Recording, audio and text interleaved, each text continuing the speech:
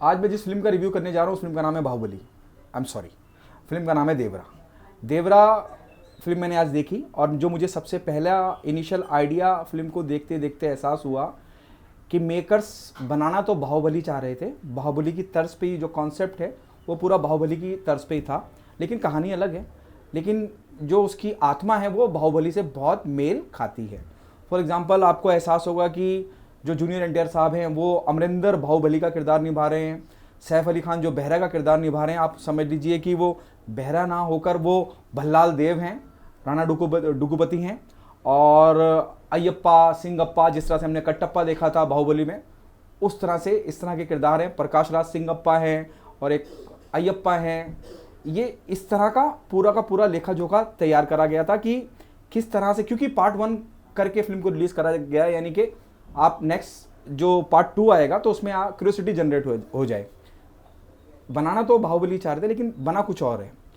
मैं फिल्म देखने गया और फिल्म शुरू से ही, फिल्म की शुरुआत होने से लेकर फिल्म के एंड तक सब कुछ प्रिडिक्टेबल है। और जैसे जैसे आप फिल्म देखते जाएंगे आपको एहसास होगा कि the screenplay is very loose, the dialogues are not that well written, बहुत फिल्मी से डायलॉग लग रहे हैं। और वीएफएक्स फिल्म का बहुत ख़राब है। स्टोरी जिस तरह से कही जानी चाहिए थी उस तरह से स्टोरी कही नहीं गई। आपको हर सीन, हर सीक्वेंस, हर एक शॉट और सीन में आपको ये एहसास होगा कि कहीं ये बाहुबली बनाने की एक नाकामयाब कोशिश तो नहीं है। और फिल्म उसी तरह से एंड भी होती है। बहुत लोगों को फिल्म का क्लाइमैक्स समझ में नहीं आया है और उसकी भी वजह है कि कई लोग ये अज्यूम कर रहे हैं क्योंकि क्लाइमैक्स का एंड बिल्कुल, जैसे मैंने कहा बाहुबली, क्लाइमैक्स का एंड बिल्कुल उसी तरह से है जिस तरह से कटप्पा प्रभास के तलवार घुसेड़ते हैं और एंड होता है, उसके बाद क्यूरियोसिटी जनरेट होती है कि अब क्या होगा। तो देवरा की मूवी में भी इस तरह का एक पॉइंट छोड़ा गया है कि जहाँ पे वो बच्चा जूनियर एनटीआर साहब का जो बचपन दिखाया है वो अपने फादर के पास बैठे हुए और उनके सीने पे एक चाकू घुसा हुआ है। ये क्लोजिंग दी है जब देवरा पार्ट 1 फिल्म ख़त्म हो रही है। और उससे पहले ये दिखा दिया गया है कि जो जूनियर एनटीआर, जो जवान बेटे का जिन्होंने रोल निभाया वो मर चुके हैं। तो लोग कन्फ्यूजन में हैं कि वो मर चुके हैं या उन्होंने बाकी लोगों की तरह अपने आप को सज़ा दी और वापस आएंगे। समझ में आ रहा है? कंफ्यूज हो रहे हो ना? इस तरह से मैं भी कंफ्यूज हो गया था जब मैं फिल्म देख रहा था। The story line is predictable, आपको मालूम पड़ेगी और आपको सब पता चलता चला जाएगा कि क्या क्या क्या हो रहा है। कोटला शिवाय जो डायरेक्टर साहब हैं, मैं इस पूरे के पूरे द बिग बजट ब्लंडर का जिम्मेदार मैं डायरेक्टर साहब को ठहराता हूँ। जूनियर एनटीआर साहब मेरे को बहुत अच्छे लगे हैं। एक सीन में तो आई जस्ट लव्ड इट, मुझे लगा कि मुझे भी साथ में नाचना चाहिए।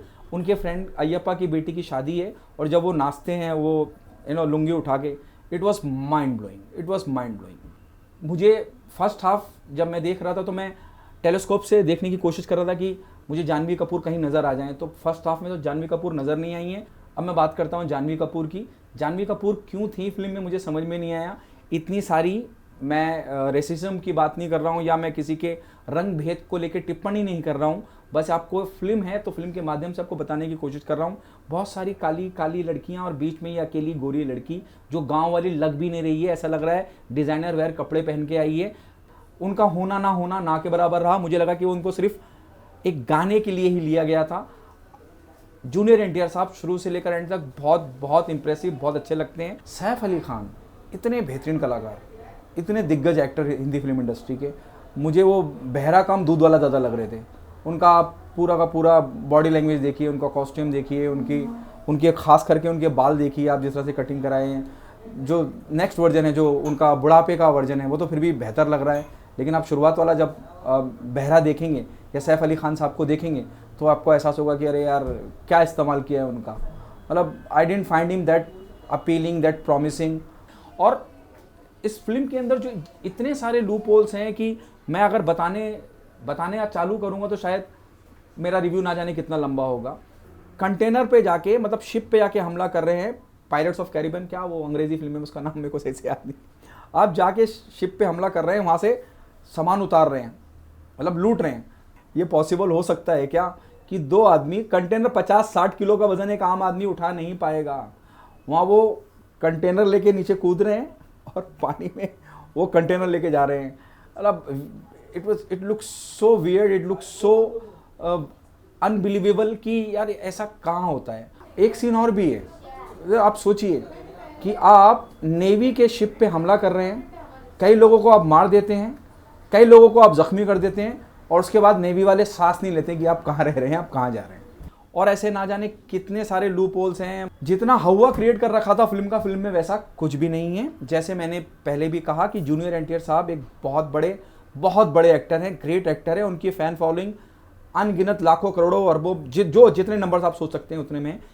भाषा तेलुगु में तो हो सकता है, फिल्म जो मातृभाषा है, जिस भाषा में बनाई गई है वहाँ तो ज़रूर चल जाएगी, लेकिन हिंदी बेल्ट में फिल्म का चलना बिल्कुल मुश्किल है। मुझे ये फिल्म देख के सिर्फ एक ही बात का एहसास हुआ कि एज इफ मैं टॉलीवुड की ठग्स ऑफ हिंदुस्तान देख रहा हूँ।